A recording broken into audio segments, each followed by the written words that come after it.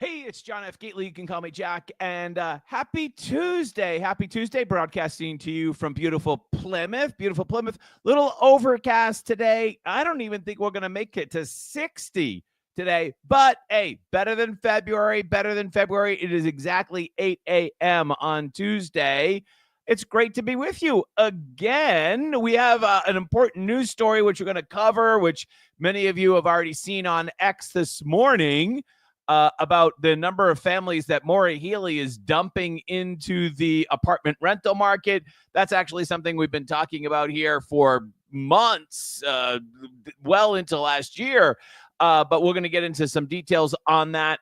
But before we do that, as I like to start off the show with some interesting tidbits / good news, and let's get into that to start the show. First off, we understand that Waymo, you're going to have a lot more Waymo vehicles out there. And let me tell you, I saw these Waymo vehicles when I was out in Arizona, Tempe, Phoenix area about 6, 7, 8 weeks ago. And wow, they were like everywhere. And it is kind of like disconcerting to know that no one's driving this thing. As they go down, as they go down the street. But apparently this is one of the first ones that Boston TV Photog got a snapshot of somewhere in Boston. And apparently Waymo, they're on the way. They are on the way. More good news also on the way. Bostonians Against Mayor Wu is going to be rebranding. Good for you. And they're going to be launching a new website called Mass Daily News, massdailynews.com. And just like we promoted the Robinson report that came out, Steve Robinson from the Main Wire, happy to mention this as well from Bostonians Against Mayor Wu. What you want to do is click the link and throw your email in here. I think I just doxed my own emails, but which I did. I think I was one of the first people on the list. So yeah, go over there to, let's get the website address for you again, massdailynews.com. Throw your email address in there, join the waiting list, and you'll get noticed as soon as it launches, So I think what we're also going to experience there is some type of rebranding of that account as things evolve, because obviously you probably don't want to have an account that's directly attached to Mayor Wu because she's not going to be the mayor forever. And so, yeah, so good for you, and looking forward to the website when it comes out. Also, good news, Alex Hagerty, is that how you say it? Mass GOP committee man in Washington, D.C. at the White House. That looks like the Rose Garden to me. Not that I've ever been to the Rose Garden, but that looks like the Rose Garden to me. History in the making, criminalizing revenge porn. He's at the Rose Garden for the Take It Down bill signing ceremony. Well, that is awesome. I have a little statement here I was sent. Way to go, Alex, and congratulations on getting this done. Republican State Committee member Alex Hagerty, a survivor of revenge porn who spearheaded multiple-year push for the passage of similar legislation in Massachusetts, was at the White House to mark the occasion. Excellent. And the Massachusetts GOP sent out a statement congratulating Alex and President Trump, and including a quote from Alex where we'll just read the first part. As a survivor of revenge porn and strong advocate for the passage of the bill in Massachusetts, I've had the privilege to witness the Take It Down signage into law at the Rose Garden at the White House with many survivors and families who lost loved ones to this heinous crime. So excellent news. Way to go, Alex. And I'm sure a trip to the White House is very, very special. I only been to the White House once, and it was prior to 9/11. We took the tour, and so that's got to be 25, 27 something years ago, late 90s. And so my memory of the actual facility is somewhat faded. But I do remember being completely awestruck by being at the White House. You're like, oh, I am actually here at the White House. And the tour was pretty awesome. And now that I'm thinking about it, I remember some more parts of it. The tour was it, but you feel like you're almost like in a movie set, right? Because you've seen all these movies. But no, you're actually right there in the it's wild. And I don't even know if they do the tour to the same extent that they did it prior to 9/11. But yeah, it was pretty wild. The emotion of the tour is actually what stays with me more than like the actual physical memory of being in the building.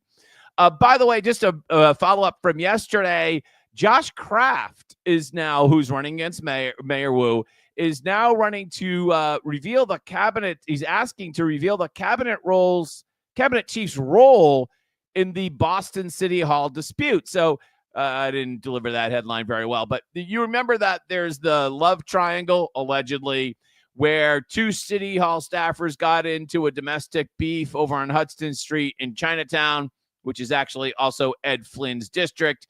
Ed Flynn made a comment about this the other day that, this higher up at City Hall should come clean on his involvement, actually should resign and or be terminated.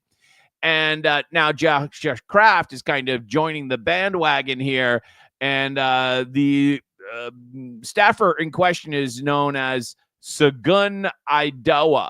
If I have the name correct, forgive me, I'm not good at names. Chief of Economic Opportunity and Inclusion.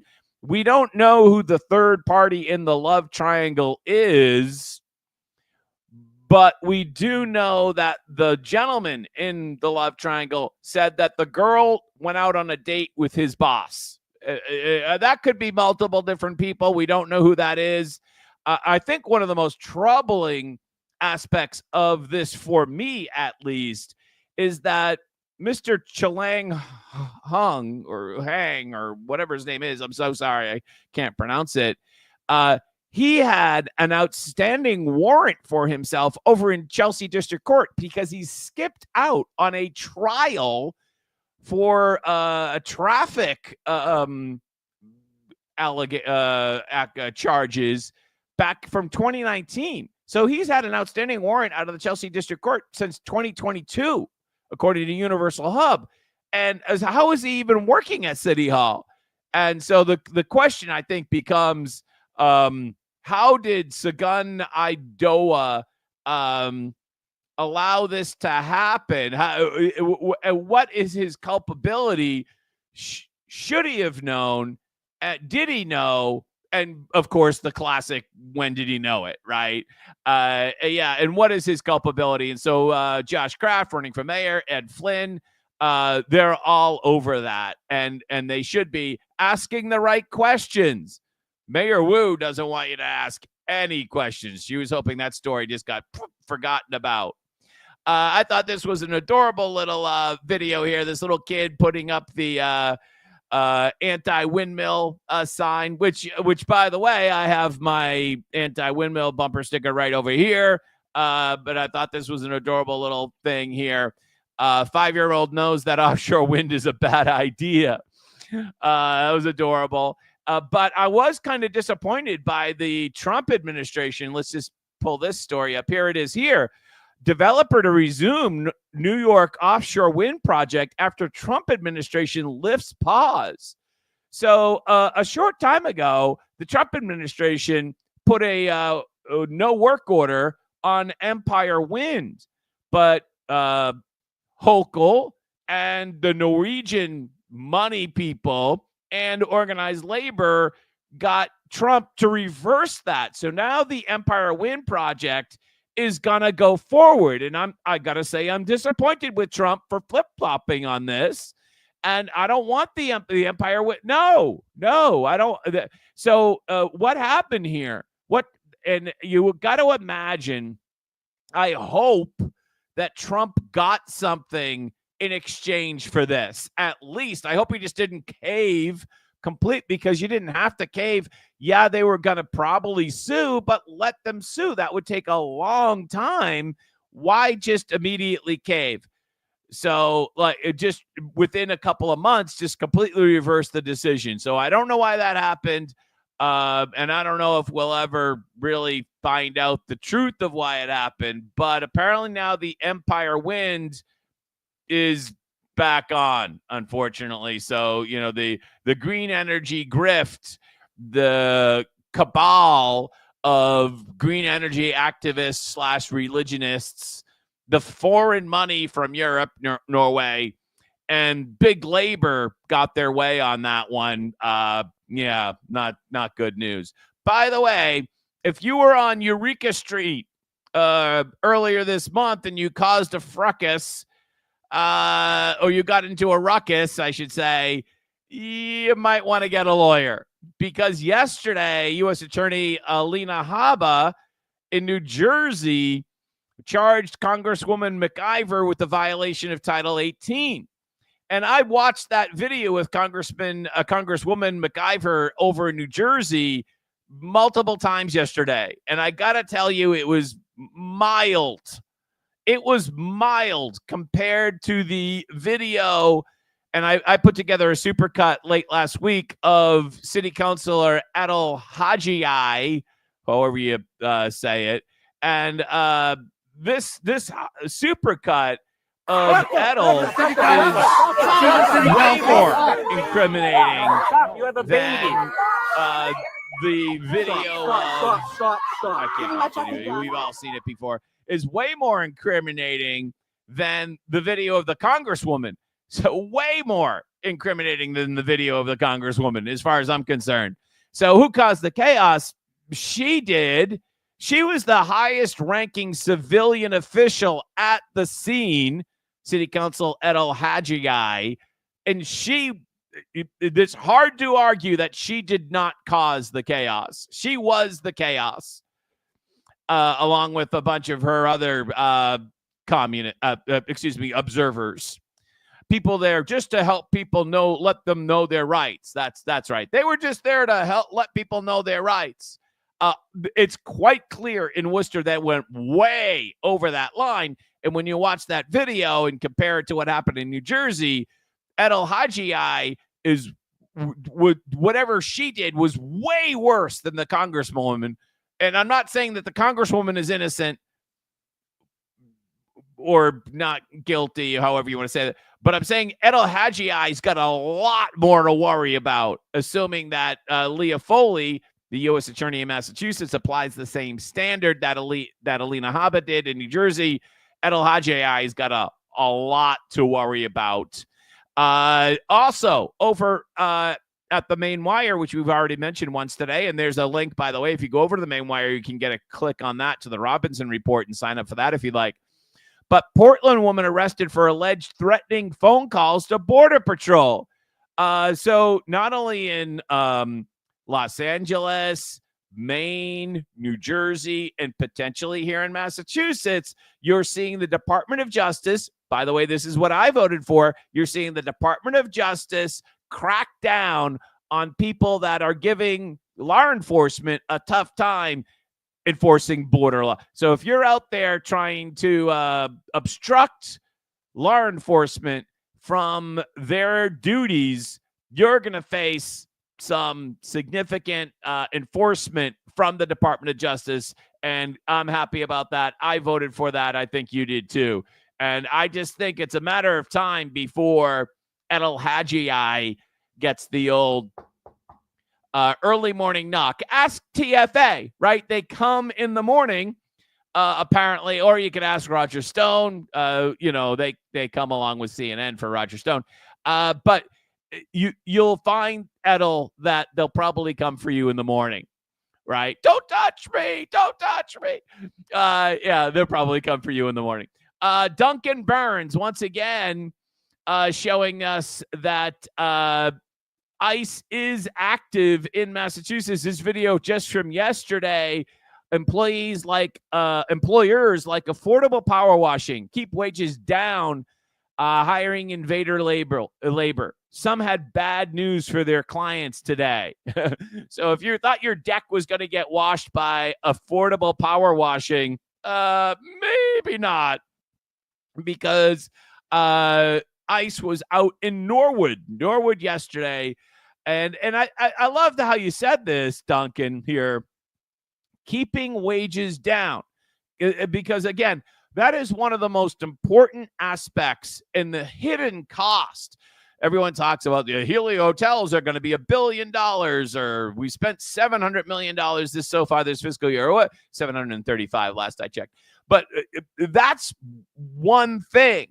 One of the outstanding costs, which I've never seen anybody calculate yet, is how much all of this new, mostly low-skilled labor is suppressing wages for working class American citizens.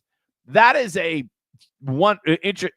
a very interesting economic question, and B, it's a massive cost for working class Americans, who the governor says she's here to help. Remember, every moment she says, I'm here to help you with your costs. She might be here to help you with your costs. Maybe. All right. Let's just stipulate that that's actually not true either. But what she's most certainly doing is suppressing your wages, especially if you're on the entry level jobs rung. If you're on the end, she's not helping you make any more money. One thing about costs is that if you make more money, not factoring for inflation and all that, if you make more money, it's easier to afford things in the most basic sense, right? It's easier to afford things.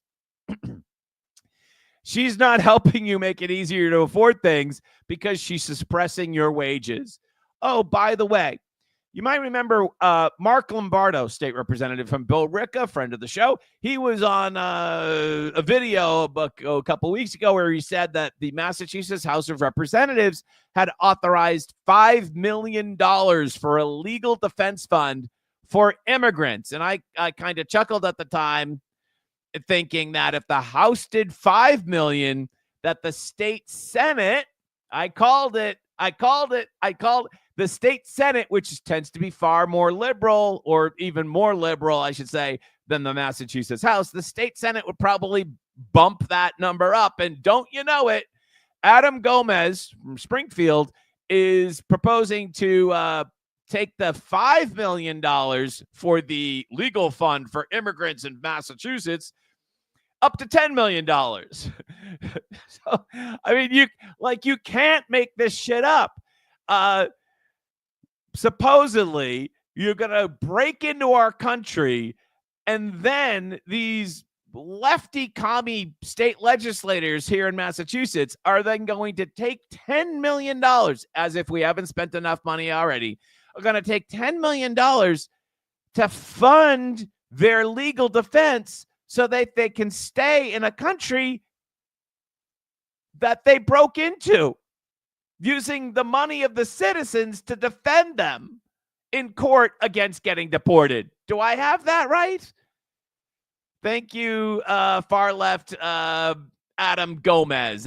Thank you, far left Adam Gomez. You can't make this up. The amendment proposes a new $10 million line item dedicated to funding legal representation for individuals facing federal removal proceedings, deportation. And if I'm not mistaken, Mark Lombardo was rightly outraged when the House was proposing $5 million, and now the state Senate is thinking about $10 million, right? Because virtue signaling for the $5 million isn't enough. They gotta double down to the $10 million. Some good news yesterday from the Supreme Court, and that the Supreme Court decided to lift an injunction. This is mildly confusing, but they decided to lift an injunction that would allow Trump to deport up to 500 people that came in on this special visa program that was arranged by the Biden administration, many of whom came here to Massachusetts. These people that mostly flew here to the United States eventually made it to Massachusetts. The most biggest airport for this, I believe, was Miami, because it's close. Miami's effectively the capital of the Caribbean, more or less. And so it's cheaper to fly to Miami. And then from there, you can continue on to places like Terminal E and Logan Airport. And now Mayor Wu is one of 30 mayors and other political leaders across the country who are now going to continue to argue this case before the Supreme Court. This is for the CHNV program, Cuban, Haitian, Nicaraguan, and Venezuelan immigrants. And she's going to be spearheading a friend of the court brief to basically forestall the deportation of these up to 500,000 people who came in under this program, like Corey Alvarez. You remember Corey Alvarez? Corey Alvarez allegedly raped a 15-year-old girl in the Rockland Hotel. He came under the CHNV program.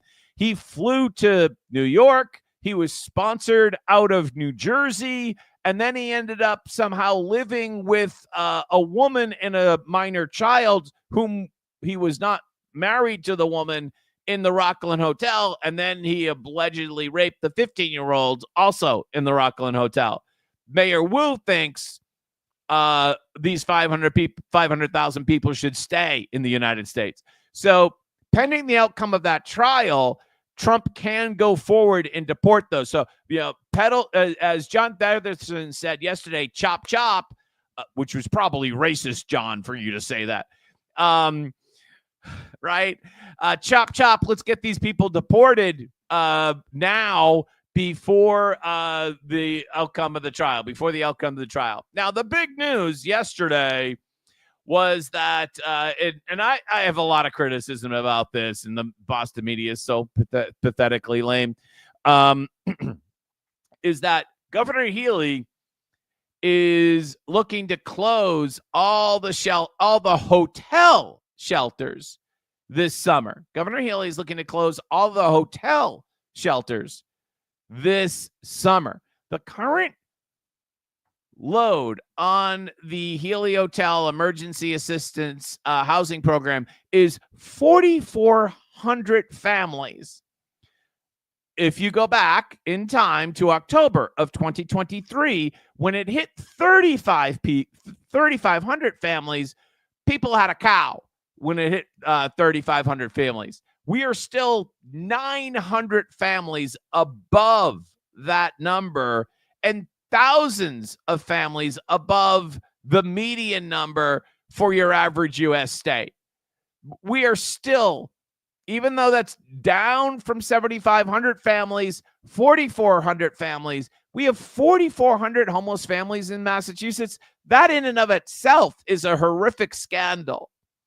And the number should be probably less than 2,000, or maybe zero, because we are the only state in the country with this law. Nobody else has this law. Nobody else wants this law. We are the only state in the country with this law. So I'm not going to go through this press release because I have maybe not read any other document from the Healy administration that is just plain old filled with lies. Like every sentence is a lie. So I'm just going to scroll down to the last paragraph where I thought I found the biggest lie. And here's the biggest lie. And almost every sentence in this thing is a lie. It was just like, wow, Baghdad Bob lie. As a result of Governor Healy's actions, caseloads and costs have decreased. That is absolutely the biggest lie in this whole thing. She's saying that she's closing all the hotels because of her actions. That is a lie of the highest proportion. The only reason she's been able to do this, or projects to be able to do this, is because Trump closed the border. That is it. That's the only reason. And if you voted for Trump, hint, hint, then you can take credit for that. But if you didn't vote for Trump, then you are not part of the solution. The only reason why these Healy hotels might close is because Trump closed the border. We did not need an amnesty bill. We just needed a new president. Thank God we got one.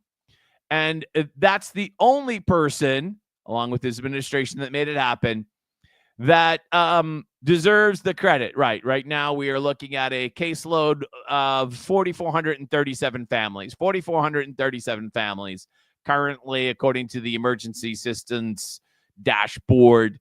That's the number we're looking at across the state. 4,437.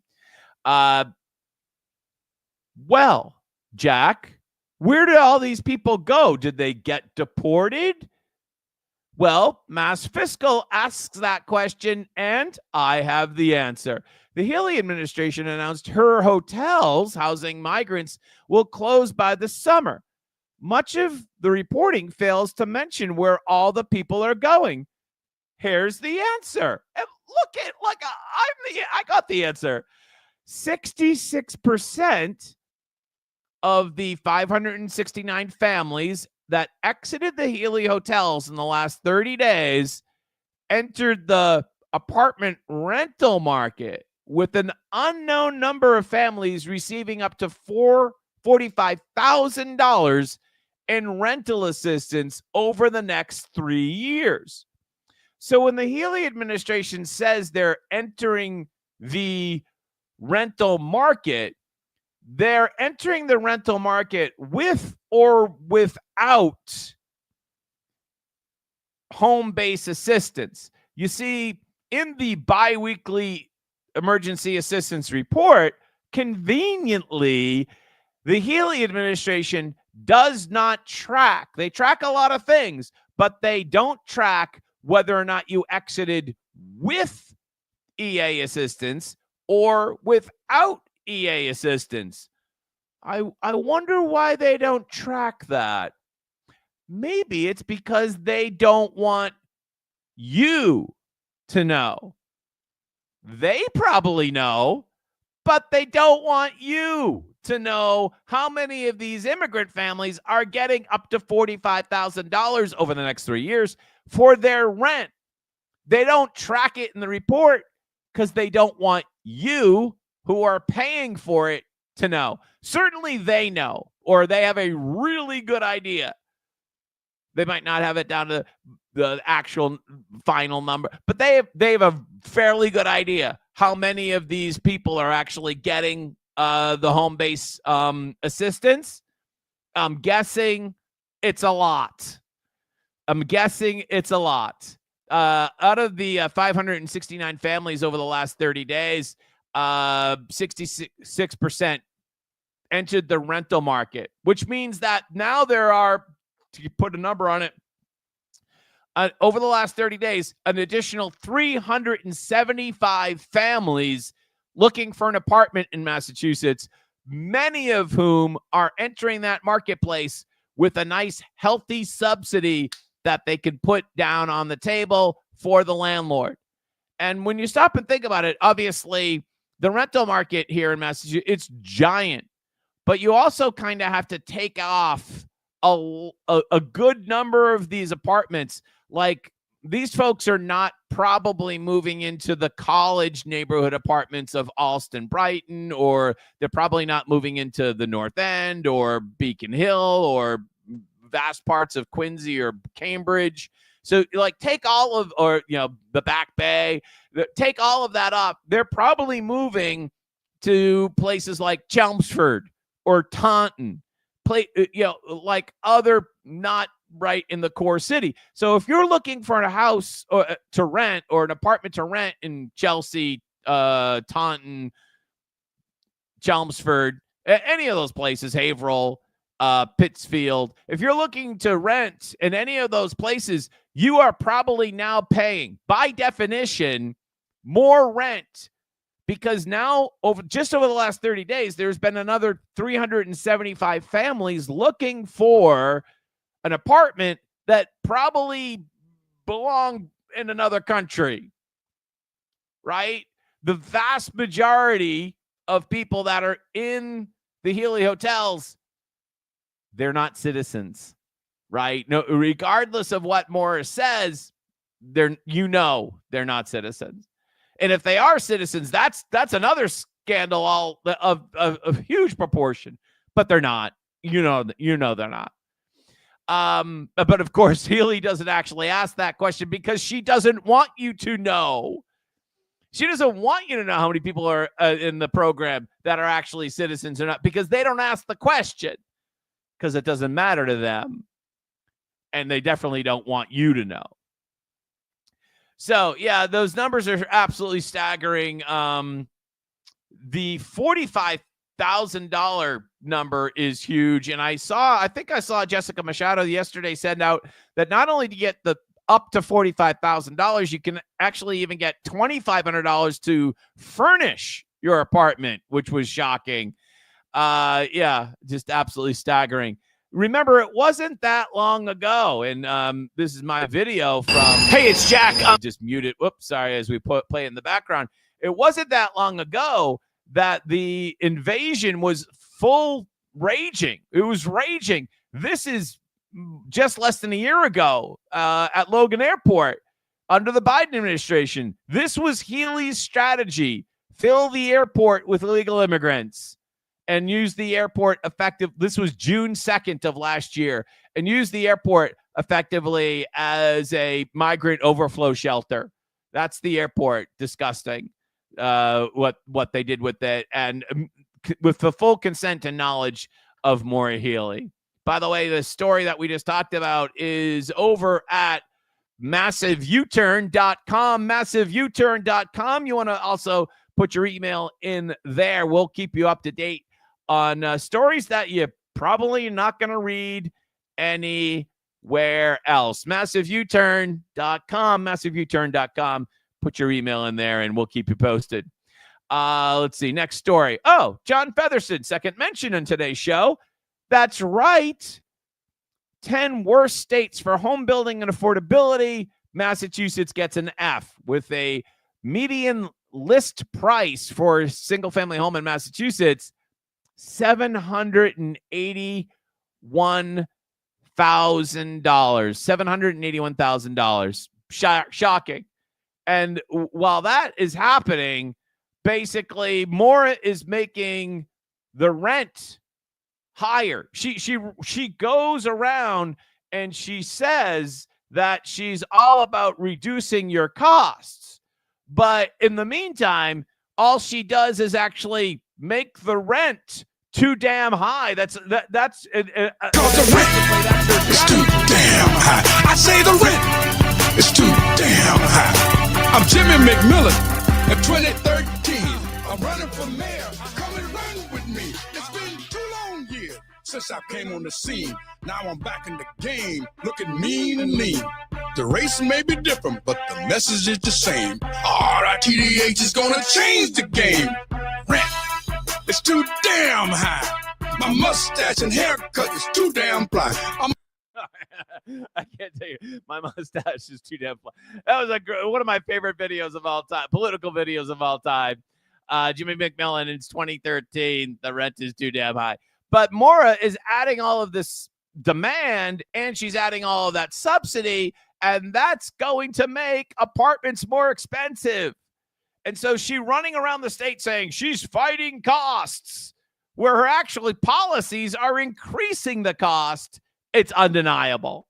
It's undeniable. I mean, it's just amazing. Meanwhile, my friend, the Bitcoin real estate guy, he sent me this video the other day, and I think it is really important to listen to just a snippet here, because the Fall River Housing Authority is now telling him, basically, don't ask for any more rent increases. Let's take a listen. Evil person. Oh my God. How, it just turns into a big argument and a pissing match online. So whatever it is, what it is, but we all know that we are spending way more money than we have or will ever receive. And the burden is starting to show, and there's chinks in the armor. Okay. So let's get into it.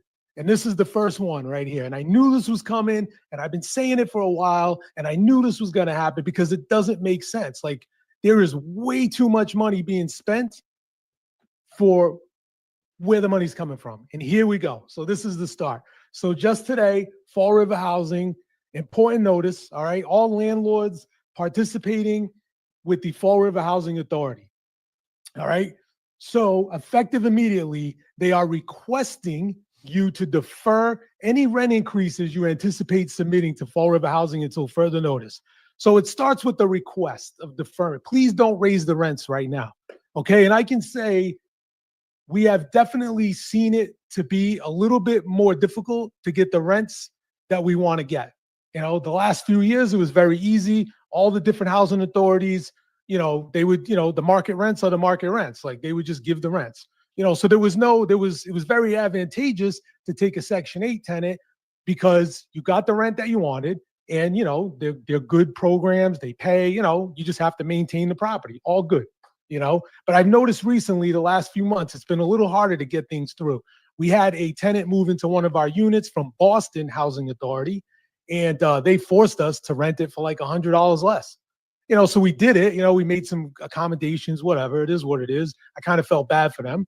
You know, so we did it, but, you know, and that didn't happen until this year. So, okay, so this is the request. All right. And so he's going to go on to explain that basically, eventually this will become, because he's been doing this for a long time, eventually this will become a mandate and they'll freeze any rent increases. Now, what does that do? If you're a landlord and you want to provide housing and one of your customers is effectively the government through the Section 8 program, but then your customer says, I won't pay anymore, how many more housing units are you going to? This is going to suppress supply. And again, your government kind of outwitting itself.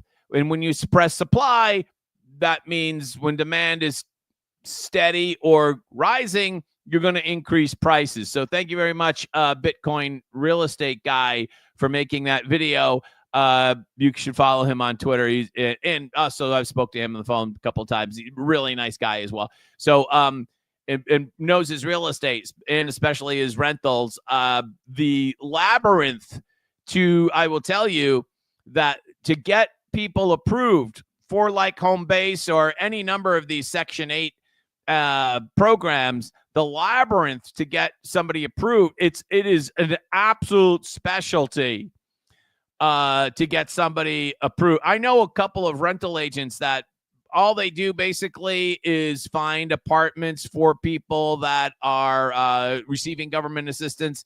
And it is an expertise of the highest order. Like, you might think if you're in real estate and you're in like commercial real estate and you need to, like, I don't know, maybe you're an expert in selling or buying gas stations. Ooh, that's a real specialty. You must have to know a lot about pollution and, you know, all sorts of things. And you probably do. But, let me tell you, these people that are working the Section 8 Home Base, all the subsidies, oh my God, it's like, and it's constantly a moving target as well. It makes it really difficult to supply the information to the to the end user and to achieve the public policy goal that theoretically all this money that you're paying for, the lofty goal, it makes it very difficult to actually achieve that. Next up, where is Doge? Can we call Doge? Can we get the chainsaw out, please? Merrimack Valley proposes or prepares to launch New England's first zero-emissions passenger ferry.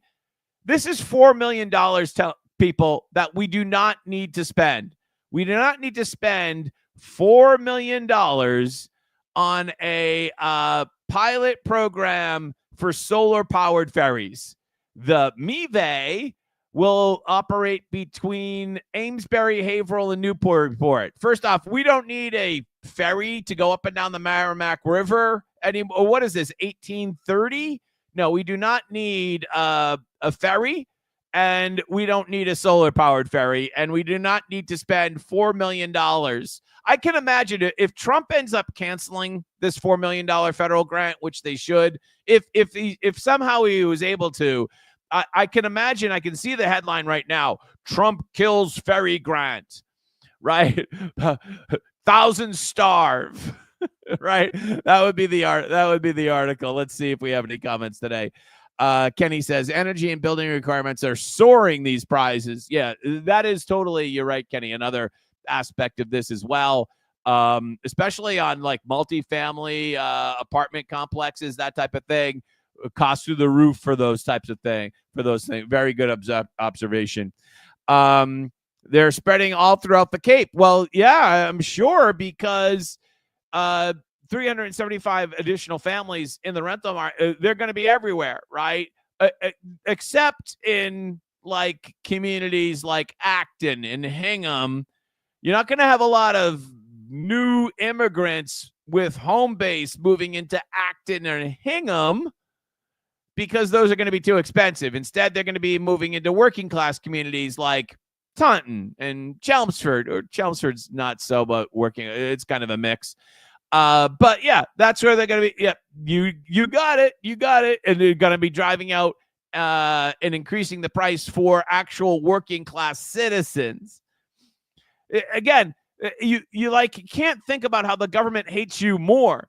You, the Massachusetts taxpayer, are paying for somebody to come rent an apartment to jack up the rent on you, and you're paying their rent. And if Adam Gomez gets his way, you're paying their legal bill so they can stay in the country that they broke into, all on your tab, the citizen. You can't even wrap your mind around that. I mean, it's just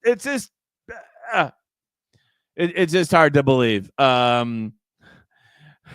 An angry survivor wants to know, what in the Sam hell is this video? Is that you meant the rent is too damn high video? Yeah, go look it up. It's on YouTube. The rent is too damn high. Jimmy McMillan, 2013. Yeah, great video. I think Jimmy is no longer with us, sadly, but I love that video. All right, so the next story today is another story. This one's out of New Hampshire, which I had trouble wrapping my head around when I read it. But I always go to BUR in the morning just to kind of find out what BUR is upset about. And today they were upset about this. Here's the headline: Emily started puberty blockers during a raging state and national debate. Only to find out later that Emily is actually a boy, an 8-year-old boy. So there's an 8-year-old boy taking puberty blockers, and they live in New Hampshire. This story by Martha Bebinger. When you finally get through the fluff of the first couple of paragraphs, you realize that the family is now considering moving out of New Hampshire, because some of the bills in New Hampshire that are pending might prohibit the family from administering the puberty blockers to the 8-year-old. And the way they write this is very difficult. Basically, it might make it a felony to provide Rosie and Ian's middle child, Emily, the medication they take daily to delay the start of male puberty. The kid is 8 years old. 8. Don't you think that should be a law? It's actually a law in 25 or so states already in the country. And it might be a law at some point in New Hampshire. So they're thinking of moving to Massachusetts. Another bill would let businesses, school, and government agencies require that the 8-year-old, who's a boy, use the boys' bathroom. The bill's passed New Hampshire House and are pending in the state Senate in New Hampshire. I don't think it's worth living here under that threat, said Rosie, the mom. So our hands are tied. More than 24 states have already enacted such laws. Yeah, the report followed an executive order that the U.S. would stop funding these destructive and life-altering procedures. A judge has temporarily blocked that order, but in the meantime, some clinics have already stopped offering what's known as gender-affirming care for youth. And they're called their kid Emily. The boy is 8 years old. He's 8.